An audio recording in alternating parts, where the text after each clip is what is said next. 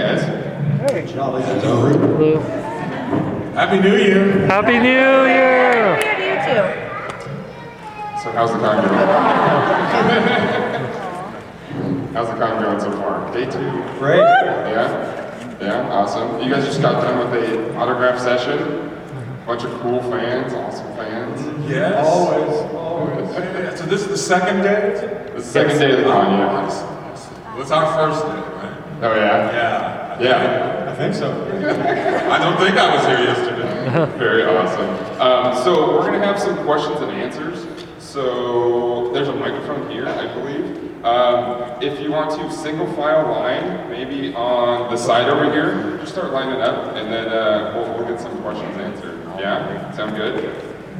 Perfect. Thank you. Okay. So there might be a mic over here. there's mics everywhere. Yep. There's mics everywhere. I got hand mine over. Oh my God, that was quick.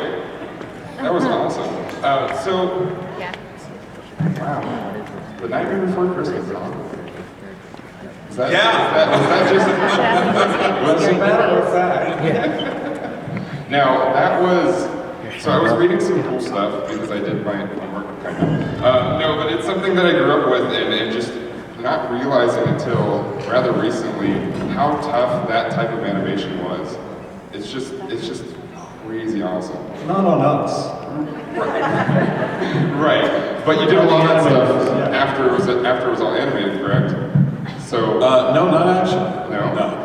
I think both of us, and Chris Lance as well, we worked on it before and or during the animation process, but not after necessarily. No, generally in this genre, as I understand it, the voice is done first. Right. In the case of, for instance, Danny Elfman, before we even started, Danny had already done all the songs and they had animated the songs, but they animate to the voice. Right, okay, that makes sense.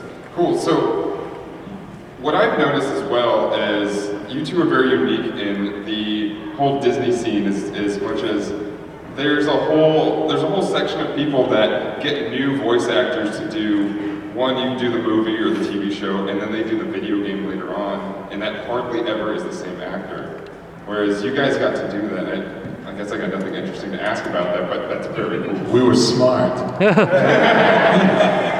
good. Well, for me, I remember thinking at a point when all this stuff started, it was sort of new, some of it. I mean, it was just newly being done, some of the things.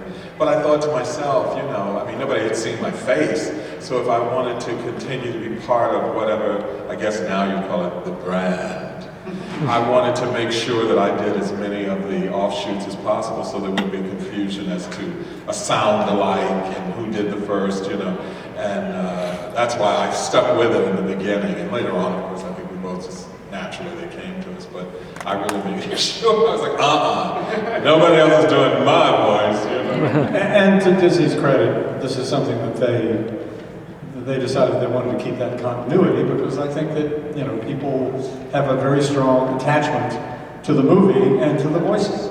Very much agree. Well, what do you say we get? Oh yeah, we should get started with questions. I think you should. First, what's your name? What's your question? Hello, my name is Matthew. Hi, Matthew.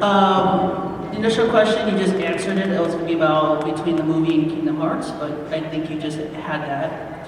So my second question is, would you like to see a possible sequel to Nightmare Before Christmas? No, I don't want to do this again. Of course! But it is our understanding, and correct me if I'm wrong, Ken, that Tim Burton has basically said, it's been done, time to move on.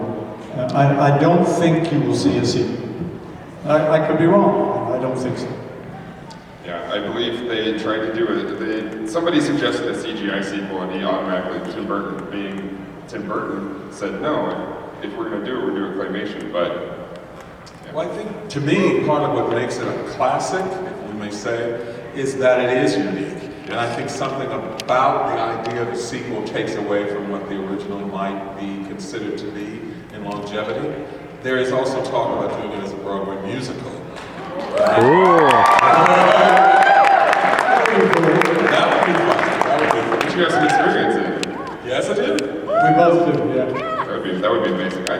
But I don't think, I have a feeling that I would not be cast as Jack. I think I'm past Jack at this point in my life. Yeah. We'd be on a rollerboard or something. Move around. I think I'd start trying to get it. Thank you. Thank you. Picture time. Selfie? No. Hey. Hello. So first thing first is that I'm getting married in August and my theme is Nightmare Before Christmas. There's like little bits and thank you. There's a bunch of bits and pieces throughout the ceremony and everything that has Jack and Sally. And Ken Page, you scared me to death as a little kid as Oogie Boogie. We'd have to fast forward it on the VHS. When you came on the screen, I'm like, nope. But now I know that I've done musical theater in your theater. I love that part. So anyways, my question for you two is, have you ridden the Haunted Mansion holiday at Disneyland? I have. It's been a couple of years ago now, but I think it was the first year they did the overlay, which was whatever many years ago. And it was fun. Great fun, yeah. Same year, yeah. I was there the first year for doing the voice and also just to be there for the actual opening of it. And I haven't been there since. Well, thank you. It's definitely, it's been going on for 13 years now. Have you seen the gingerbread houses they do now? It's crazy. They put a lot into it. I've been there. It's very crazy. 13 years? Wow. But yes, I can recall I was scared too. Just saying. Good. Thank you. Hello, I just want to say it's a great honor to have you two here, and I never thought I'd meet the voice actors of one of my most favorite Disney movies of all time. It's more a request, if it's possible, if you can choose any song you can sing from the movie, can you sing a little? And a song of your choice, can you sing one of the songs from the movie on the spot right now?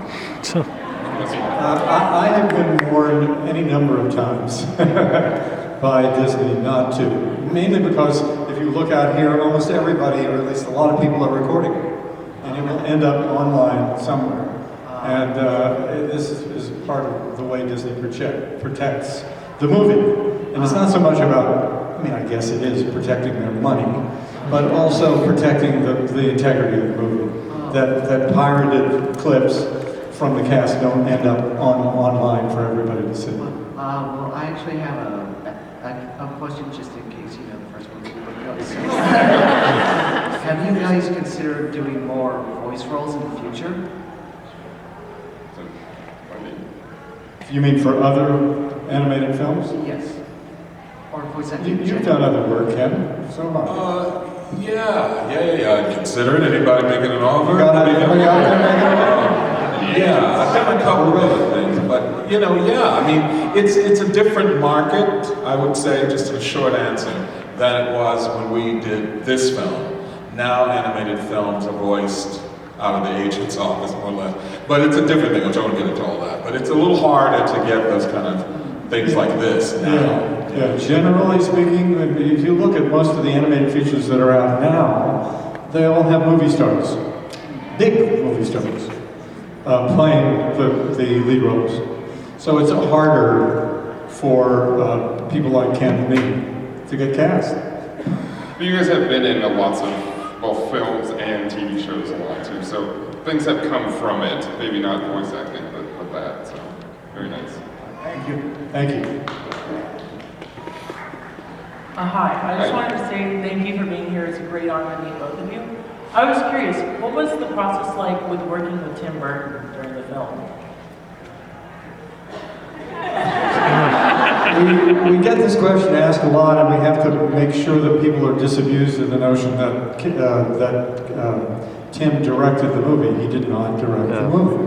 Henry Selick directed the movie. He was doing Batman. Who also directed James and the Giant Peach, Coraline, very talented animator in his own right. Tim came up with the story and also the visualization of all the characters. And in fact, I'm not sure if the book came out earlier, I don't know. But Tim didn't direct it.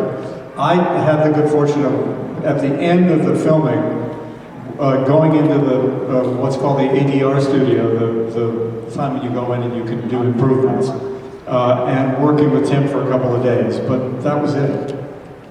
Yeah, and I never actually met him in the process of the work. I met him after. Again, I was familiar and shown the book and his original ideas.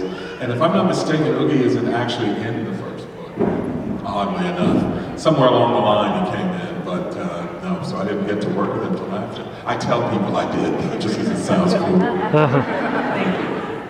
Thank you. Jack Skellington shows up in a lot of director's films as well after that. It's pretty funny. He does cool stuff with it. Hi. One of my favorite characters in Nightmare is the mayor, who was voiced by the late, great Glenn Shadix. I was wondering what it was like working with him and what he was like as a person.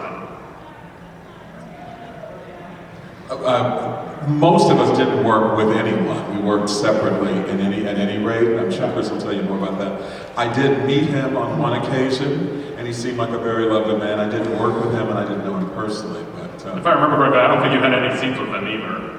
Your that's character, right. yeah. That's right. But generally speaking, I only worked by myself. I met Glenn a couple of times. I saw him, in New York socially. Lovely guy, really lovely guy, and a very unique voice. But the only character in the movie that I worked with was one day I worked with Catherine O'Hara on the Jack and Sally scenes. Other than that, I was always by myself in the studio with Henry Selden. Thank you. Hello.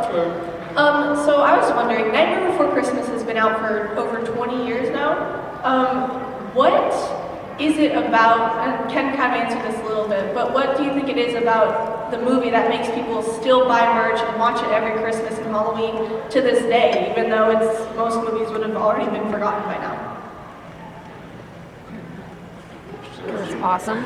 I don't know what I would say it is. I think there are movies like The Wizard of Oz, Wonderful Life, in terms of holiday films, Miracle on 34th Street.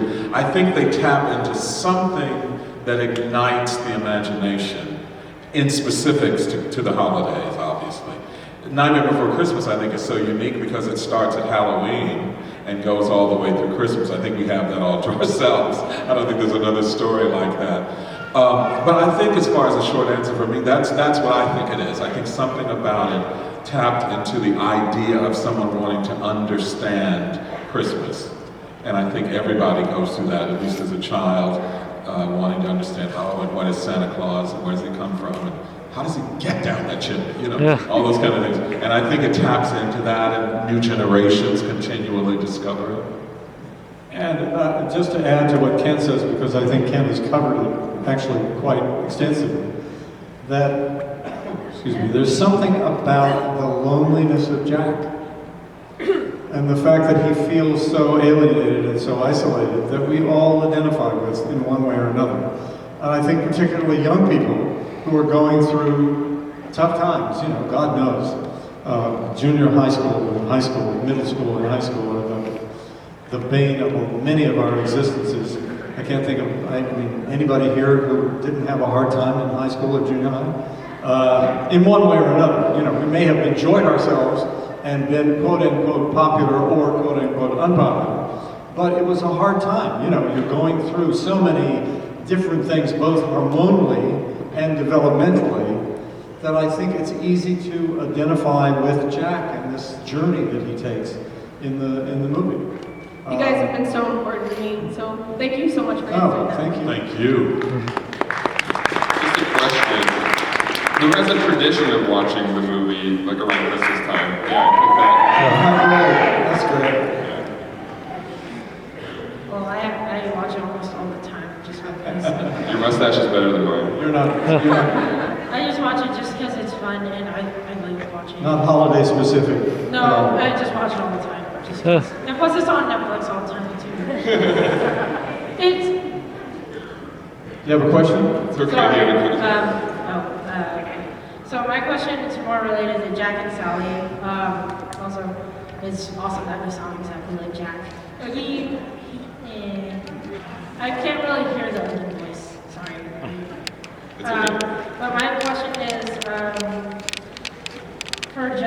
Sally, does Jack really, or does he notice that Sally likes him the entire thing? Like, does he catch hints? Could you say that again? I'm sorry, I missed it. Could Jack kind of catch hints that Sally liked him throughout the movie? So do you think the character knows that Sally likes him?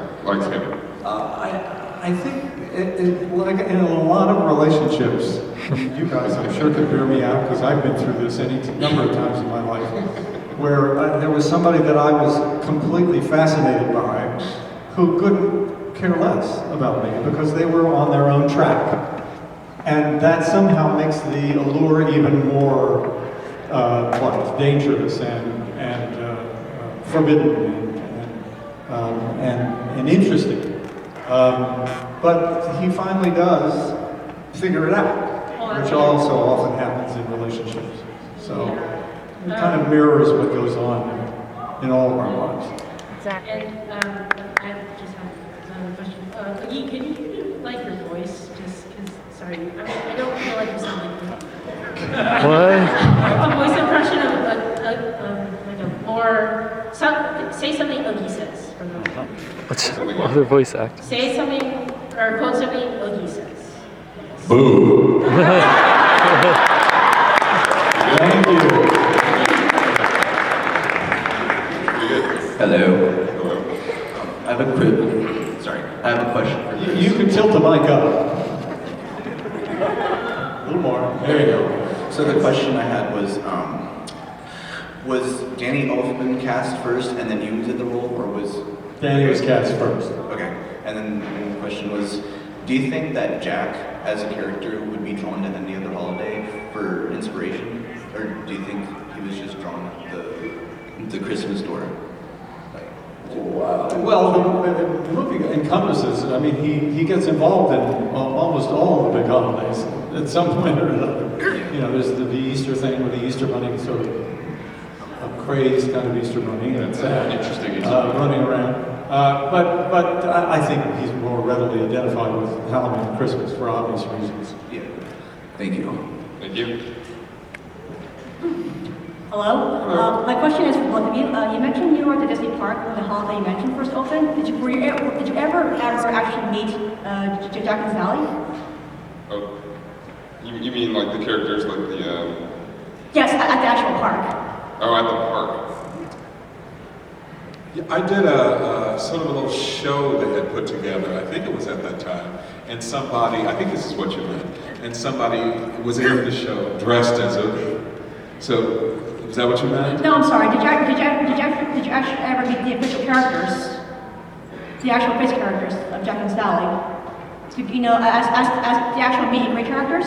Oh, the meet and greet. I think those are a bunch of different people that Yeah, play those, right? there are all sorts of different people who just dress up in the costume. So have you ever met anybody that has played those characters? Well, that's what I guess I was getting to, is that in the show there was a guy who, it could have been a woman, I don't know, that was in an Oogie Boogie costume, and I sang the song, and the person moved around. That's the only encounter I've had with anybody playing the character in costume. Other than the fact that I dress up as Jack at home all the time.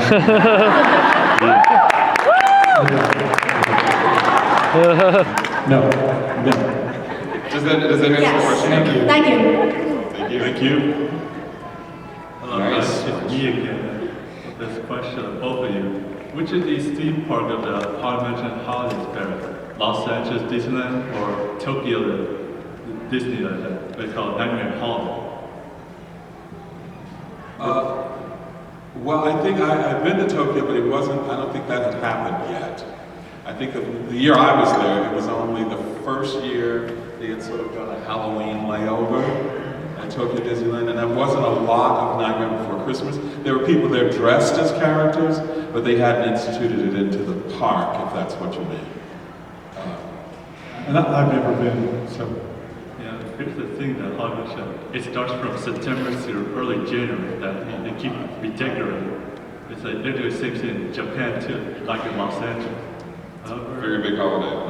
I think I like the Japan's better. They have a way original than LA, but they keep changing a new special event, and the cake scene is always every year is changing. And then it's like if it's tomorrow, the last day of Haunted Holiday. Thank you. Thank you. Hi, my name is John, and I want to say before I get to the question, like you both, like Nightmare Before Christmas is such a huge part of my childhood, so I don't know if you get thanked enough for just being a part of that. So thank you. Thank you.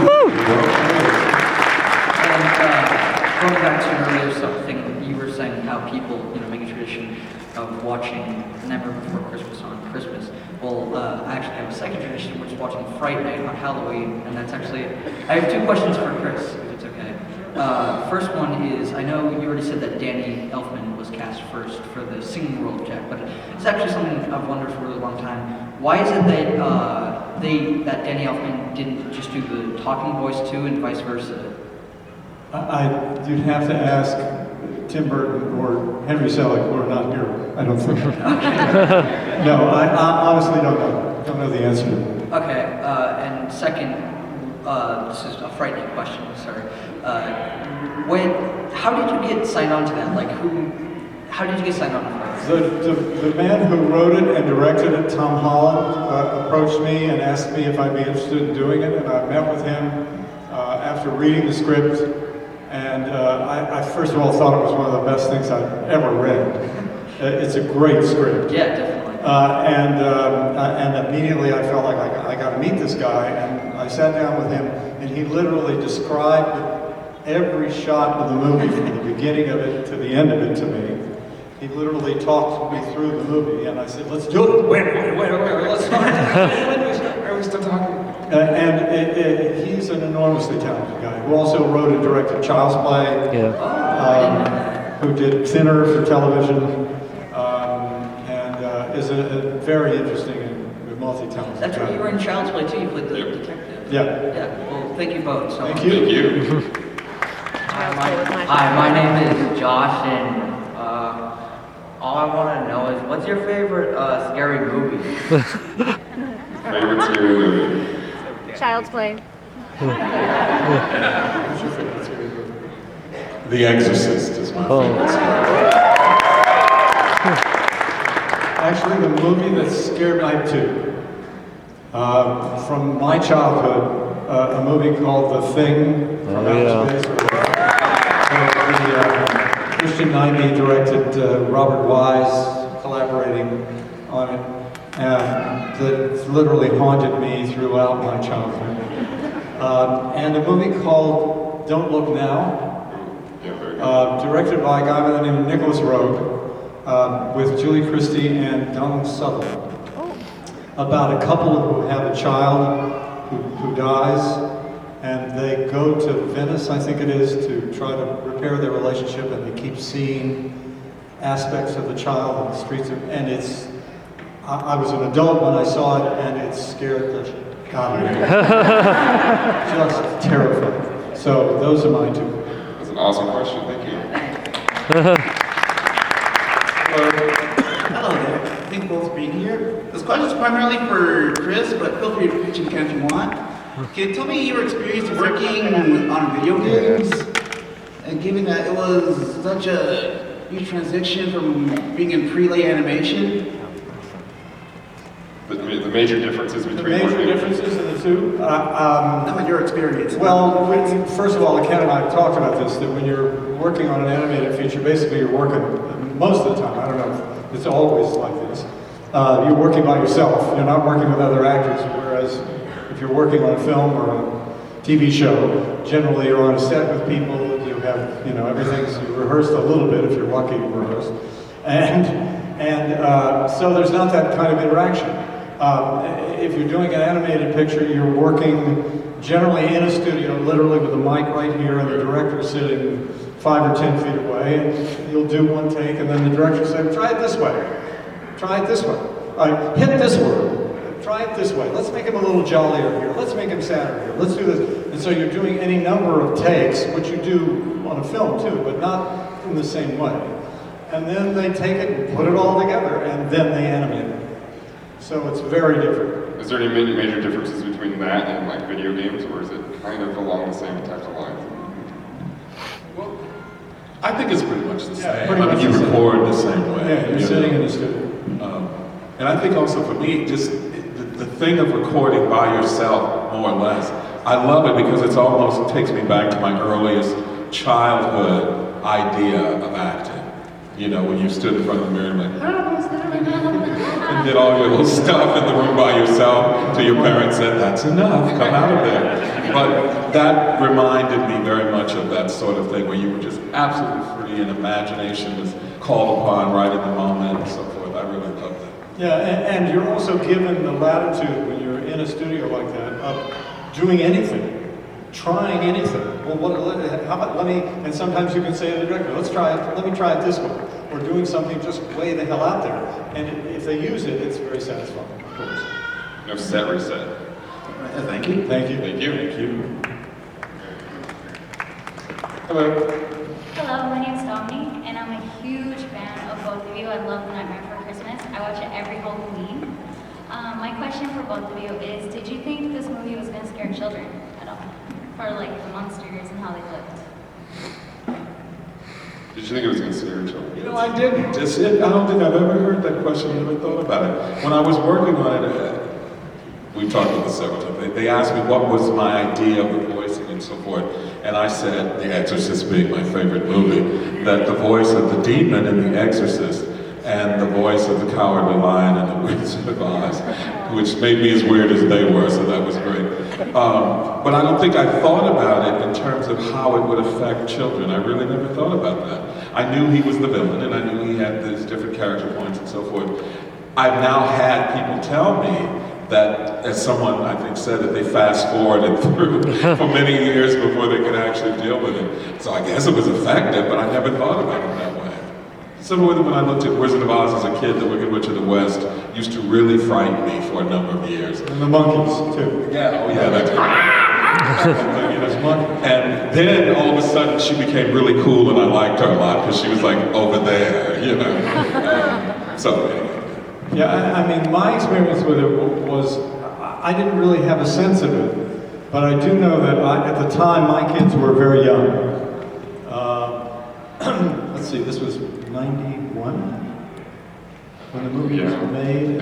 Anyway, they sent me a VHS of it because I was going to be going in and trying to do some work with Tim, as I've mentioned, Tim Burton, and it had a little time code across the bottom, and it was black and white, it wasn't even color.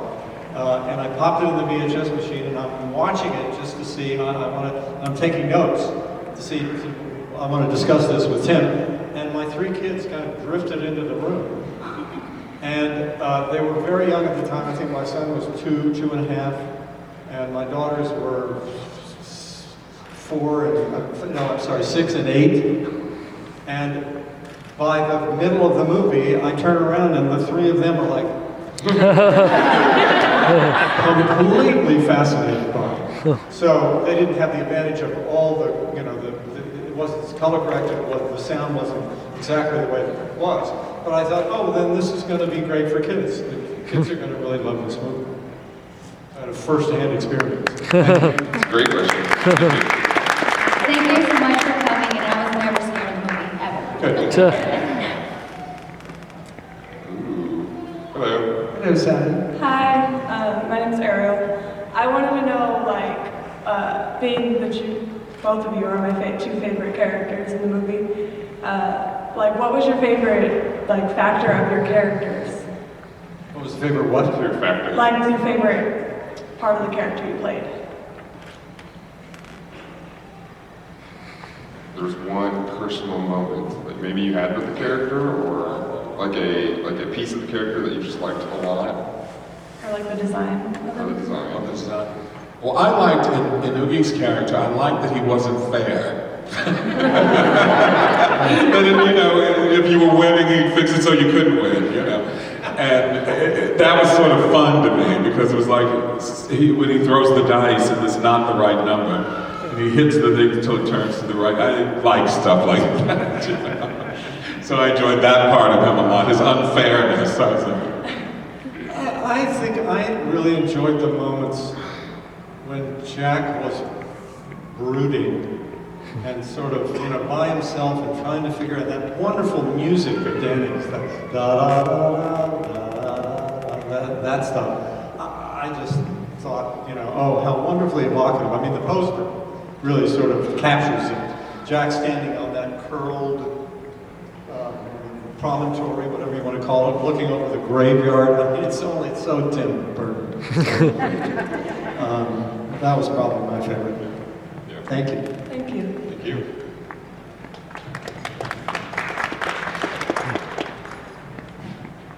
Hi, my name is Jessica, and first I want to say my sister is like a really big fan, and so she kind of drew me into it, and that's one of the things we kind of bonded over, and so I'm kind of thankful for that because me and her have been off and on close, so whenever we watch the movie, we like become little kids again. It brings you together. Mm-hmm. And then my question was for Chris. Have you ever had like a moment in your career or life where you questioned what you thought you were, or what you wanted to do? Kind of like how Jack, how he wasn't sure if Halloween is what was meant for him.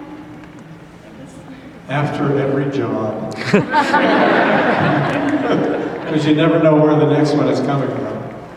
It's one of the aspects of being an actor that's both, and I think Ken can attest to this too, that's both exciting in the sense that you don't know what's on the horizon, and at the same time is the most exhausting at times, especially if you have a family and you're supporting children. But I wouldn't have had it any other way. So, it's part of the excitement of being an actor is not really knowing what's in your future.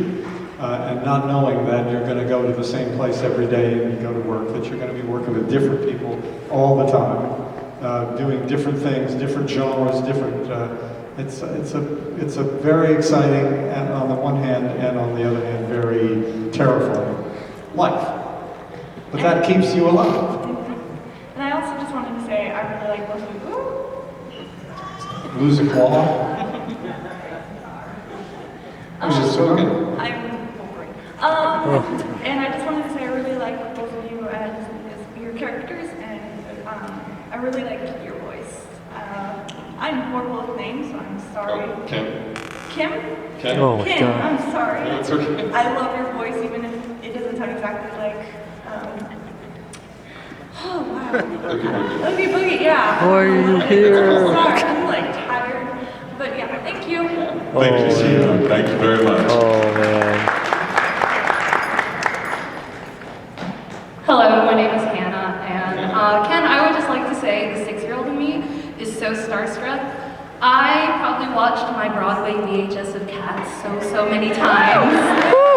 And Old Deuteronomy, I love your voice as Old Deuteronomy. Like, the addressing of the cats is one of my favorite songs. You and about 4 other people, I think. No, I'm kidding. Thank you. But I wanted to know what it was like doing, because it was a televised Broadway production, and like how it all was backstage for Cats. It was interesting because they had contemplated having a live audience to film it, and then they decided against that, and they decided to just do it sort of as close to actual film as possible, and still do, quote unquote, the show that existed on stage. So what they basically did, as you see in the video, they went inside and did different things. My only wish is I always wish there was a 4th wall, that we could have had the other part of it that was not the audience part of it, but at any rate. But it was really a wonderful opportunity to take something that is cherished by many people and not cherished by many people, and to take Cats and make it into something, because it is different than seeing the show. Just the way it's filmed and the different way you get to see the characters. And it's harder on the stage to get to know their personalities, and in the DVD film version, you do get to know their personalities. So it was a wonderful process, and also the people were brought from all different companies that had existed. Elaine Page, who was the original Grisabella in London, was brought to it, and myself, and a couple other people from the later New York version. It's a girl from Belgium.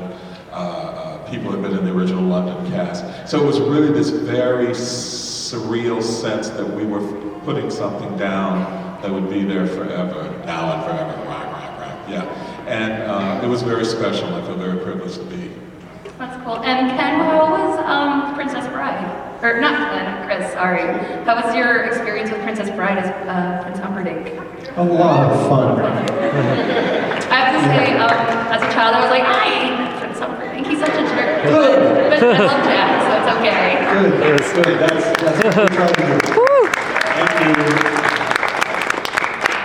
How's it going, you two? Good. How you doing? Oh, pretty good. I'm actually an aspiring voice actor myself, and I must say, my main thing about me is that I like to try to ask questions to people who are successful, who affect a lot of people. And if I'm not mistaken, you affected everyone in this crowd. Am I correct? Yes. My point.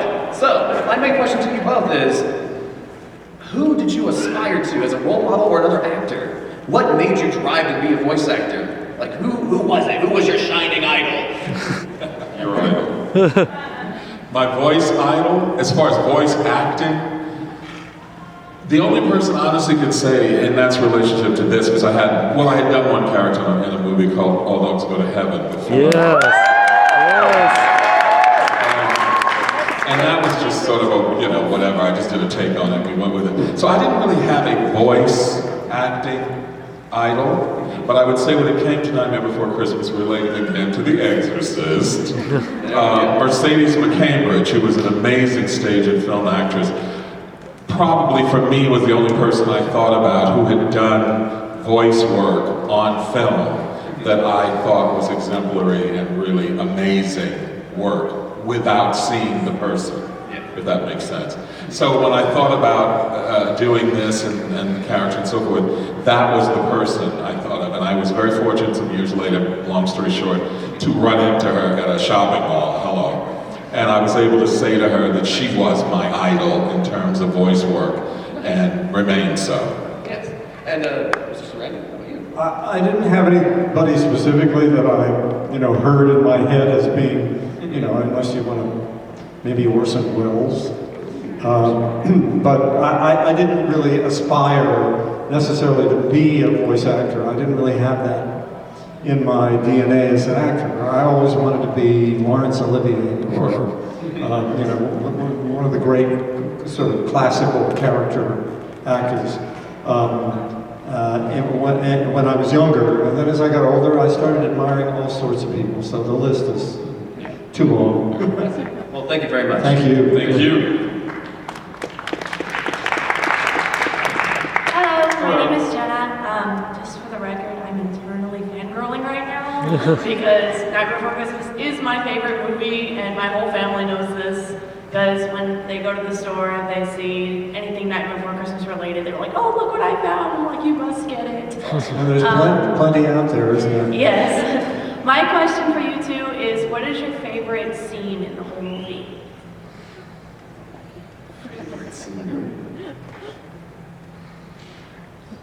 It's a tough question. When Jack is talking to Santa Claus, Sandy Claus, because there's just such a wonderful kind of naive delight he takes in torturing this poor guy. It's just so much fun to watch for me, because it's kind of silly and at the same time creepy. I think my favorite scene in the film is actually a scene you spoke about, Chris, is when Jack is walking, the soliloquy, I guess it's called. I think that's so beautiful. It's beautiful in terms of the visual, the music is beautiful, the mood is beautiful, and that to me, when I think about the film, that comes to my mind first. I think it's the most identifiable imagery of the movie, actually. It's also a beautiful piece of filmmaking. It is, it's absolutely gorgeous, the way the camera moves and that walk up the hill to the promontory? Yeah, the promontory. The precipice, the promontory. and I'm sure a lot of you are, because you're fans, are familiar with what the stop motion process is like. But until you are actually on a stop motion set, which I had the good fortune to be several times when I would go to record, I would go downstairs in the building where they were shooting the picture, and there were 4 or 5 little stages set up with various scenes from the movie. And to watch these animators working was just astonishing to me. Mainly because, first of all, the patience that it took, the artistry involved in both the creation of the sets, the characters, and the knowledge of where things had to go in order to reach where they wanted the scene to arrive at was just extraordinary. I mean, I'm still, when I watch the movie, and I don't do it very often, when I do, I'm still sort of thunderstruck at the work that these animators did. And to me, those are the real stars in this picture. I have to totally agree. I'm an artist myself, and my career goal is to be an animator.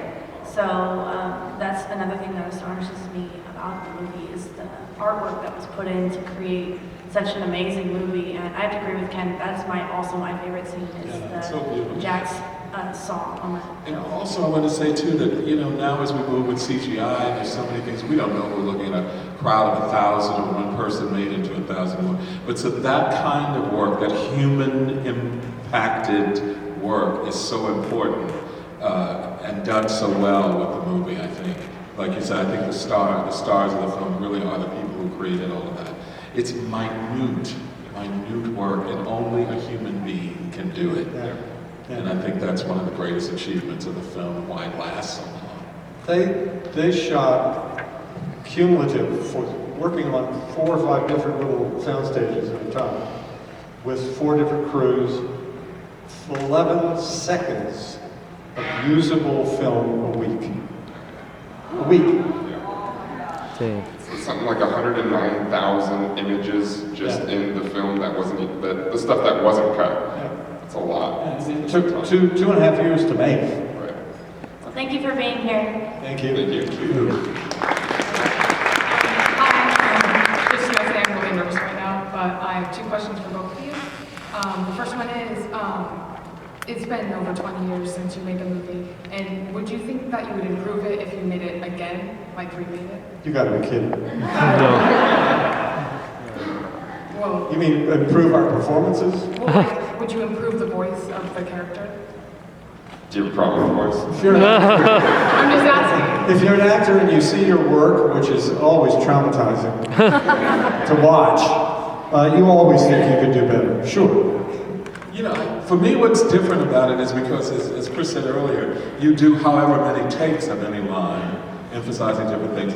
They really put it together. It's not like you get in front of the camera and act, and that's the performance. You think, oh God, I wish I had said, get out differently, They really do it. They choose what the performance is, ultimately, at least, my sense of experience with it. So for me, I look at it always as like, wow, what a great performance, because I don't really, it's really their performance. I gave them the fuel, and I gave them certainly my voice and everything. But the actual performance that I hear is not one fluid performance that I did, it's what they chose. So it's always interesting to me, and I don't ever think of it that way, because I might say to them, could they have chosen better? I don't know. And sometimes your favorite take is not the one they chose. Or they chose one better than you would have chosen. My second question is, for any beginning voice actors, do you have any advice for them or anything? Any quick advice? Any voice actors coming up? Don't. Anybody going into this, I never counsel people to, it requires a certain kind of, it's not just for voice acting, it's also for acting in general. It requires a certain kind of, this is something that you have to do, that you have no choice, that it's a calling, that it can't be just something that seems glamorous and fun, because you're in for, believe me, disappointment. There's what's the line from The Princess Bride? Anybody who tells you any different is, feeding you. Well, what's the line? I'm sure you know. Yeah, right. Anybody who tells you any different is selling something. And thank you. And I don't mean to paint a dark picture, because we're living examples of people who've survived in the business. But there are just 10 times as many. At any one time, and I saw this statistic once and I was blown away by it, the Screen Actors Guild has somewhere between 100 and 120,000 members, somewhere in there, and 5 to 10% are working at any one time. It's a very small percentage. Very small percentage. And I had someone tell me, which remains the advice, if there's such a thing really that I give anyone. They said, if you can't, how do I say it? I'm getting it turned around. If you can live without it, do. In other words, if you don't really have to do it, if it doesn't burn within you, because all the things Chris said will come, you know. If you can't live without it, you have to have that feeling, I think, to survive it. I can't live without it. It's part of my breathing process to do what that thing is. And if that's not there, skip it. Because it'll be almost too difficult to do, you know? Yeah, thank you. Thank you. Thank you. Hello, this is for Chris. I was just wondering what your favorite scene from The Princess Bride was. Favorite movie? Favorite scene? I think the scene with Count Rugen at the tree, when they're about to go down into the pit of despair, and he runs off the list of things that he's so busy that he has to do. It's just such a wonderful piece of writing, first of all. William Goldman, who wrote the screenplay to Princess Bride, wrote this. It's a great scene. And it's funny and at the same time chilling. So yeah, that would be my favorite. That's the one I have most fun with, anyway. Yeah, because that movie is one of my dad's favorite movies, and that's something we bonded over like a lot, like throwing quotes back at each other and stuff like that. That happens a lot, you know. In fact, I just yesterday, I'm watching the news, and Ted Cruz is on the news, and he starts quoting The Princess Bride.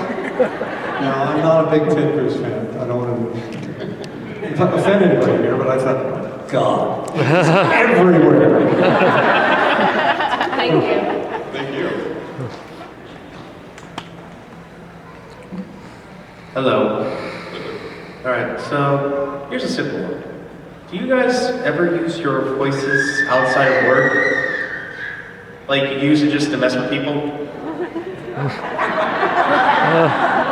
you ever use your voices outside of actually work recording or what? The voices from... Yeah, like from any of your work in general, like Nightmare, for example. A long time ago, my children said to me, Dad, why don't you dress up at Halloween? And I said to them, I dress up for a living. I don't need to dress up at Halloween, and that's pretty much the way I feel about it. You know, I wouldn't do that. It's not something that would occur to me. Keep it special. It's special. Yeah, it's a special thing. What? Straight through? Oh, come on. Weird, strange voice. Oh, yeah, something really weird, you know. Something unspecific. Yeah, It's not a particular character that you've done. Because if I did a movie, they go, oh, hey, Ken, how you doing? Yeah, because most characters, especially character actors like us, we have characters that live in our heads. And often do come out of our mouths without our, you know, knowing. Yeah, I mean, I do a lot of them for my grandchildren and my kids when they were younger. But generally, I don't mess with other people. Great, thank you. That's a good question. Thank you. Let's have a few more. I was curious, besides your characters, who was your favorite character in Nightmare Before Christmas? So excluding your characters, your favorite character. Boogie Boogie.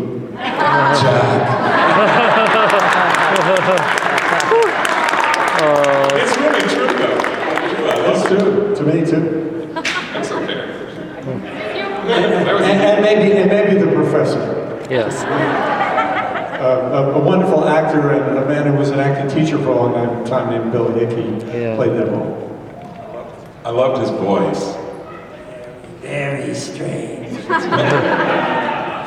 Oh, Jack. Very good, thank you. Hello. Chris, you've talked about your kids and now grandkids, and Oogie, I'm not sure if you have kids or not, but I I know in my house, Princess Bride and Nightmare Before Christmas are like family favorites, and if I were to be a character on any of those shows or movies, I would be like a rock star, right? My kids would bow to me and look at all these kids who follow you guys. Were you ever rock star status in your own house or with your own kids, or were your kids the typical teenagers? It's what you do for a living, Dev. It was interesting because when children are very young, and you guys, I would think, would not have had this experience, although you do now because everybody shoots video. But when my kids were young, I mean, literally, I remember very vividly once, and it may have been The Princess Bride that was on the screen that just happened to be showing as a movie or something else that I did, I can't remember, where my son, who was then maybe 3 or 3 years old, somewhere, he's sitting there and he's watching it, and then he went, and Ken is me, right? And he went, and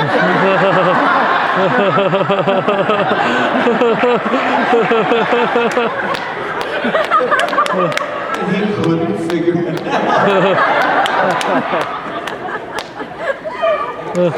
I have godchildren and nieces and nephews. You know, unfortunately for them, I think it's kind of like the magic is broken. You know, because they know it's me, and they kind of have been through it, they know all the ins and outs. So they don't have the same experience that others might have with it, because, you know, when it's on, they're like, oh yeah, it's Uncle Kenny doing this thing, you know. So they don't really think about it in the same way. Unfortunately for them, I think, but... Yeah, I mean, take a kid to a movie set, and you'll destroy the movie. And my kids would, you know, they grew up going to movie sets, and, you know, they'd be there for 40 minutes, an hour at the most, and then, Dad, can we go home? Never want to watch a movie again. Very boring. It's a very boring, you know, process to watch. Thank you very much. Thank you. Got time for a couple more. We can squeeze them in. Hi. So every time I watch the Night Before Christmas, the 3 little kids come on, Lock, Shock, and Barrel. I absolutely despise those kids. So who are your least favorite characters in the entire movie?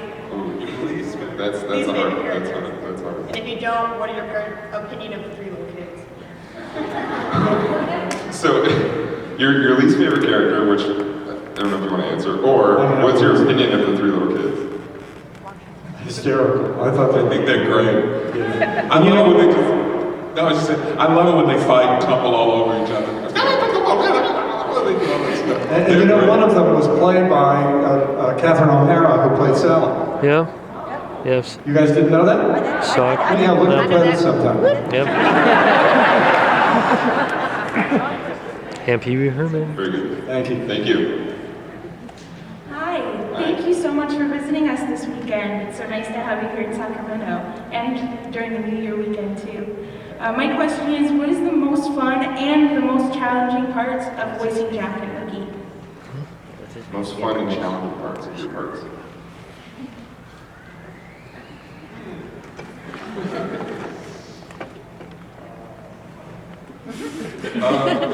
Well, the most fun was getting to be as weird as I really am. That was fun. Seriously, you think I'm joking? I'm not joking. To get to do all like really crazy stuff.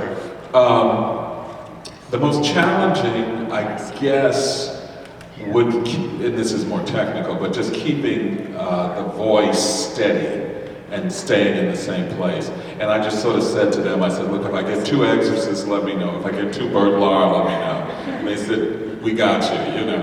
And I would then just go for it. That was the challenge, to keep him as it was being created. You know, now I can do it in my sleep, but creating it, I had to really make sure I stayed in a certain realm of who he was and what I was trying to do with him and the demands of what they needed. The most challenging to me was, now that I think about it, I recall I had to do a lot of yelling and screaming, falling down pits and, chasms and all sorts of things, both doing the movie and doing the games. And those are the most challenging because you got to do them over and over and over again, and you got to, hopefully your voice holds out, and you usually are doing them over and over and over again at the beginning of the day, and you still have to do other stuff, so you have to really kind of marshal your forces to do them. And the most, it was all fun. It was all fun. Just being on that, on the movie was fun. So glad to hear it. It's interesting when they say like fall with disappointment. You know, like, what? Excuse me? Yeah. They give you a direction that's very specific, but you've never heard before. Be angry with happiness. Awesome. Thank you. Thank you very much. Unfortunately, this has to be the last one. No pressure. No pressure. None whatsoever. Anyway, what was your reaction to first seeing your character, whether it be a drawing or just something? Visually? Yeah. I was blown away. I just thought, the visuals of the movie to me were, first of all, and they had, at the studio, they had storyboards of the whole movie up on the walls there. So you could literally watch how the movie was progressing as you went across and looked at the storyboards. And I was always, from the very first day, in awe, completely, totally, of the character. And I think, for me, I thought what an original creation he was. You know, there's lots of big green things out there, and I've played a lot of them, so but it really was interesting, their choice of how to embody him as a bag, a sack of snakes and bugs and things, you know. And you don't really know that until later. But to me, that was fascinating. Of course, knowing Tim Burton, you know, it made more sense, you know. But I found that fascinating, the way they decided to make him look. Thank you very much. Thank you. Thank you. Everybody, thank you. It's not even a question. I was wondering. Thank you. You did it so great. He doesn't have That to. was great. There you go. Thank you. I give you. Thank you, everybody. Thanks, everybody. Thank you. Happy New Year. Tell me, is your favorite color green? Actually, no, I prefer red and blue and oh! You will.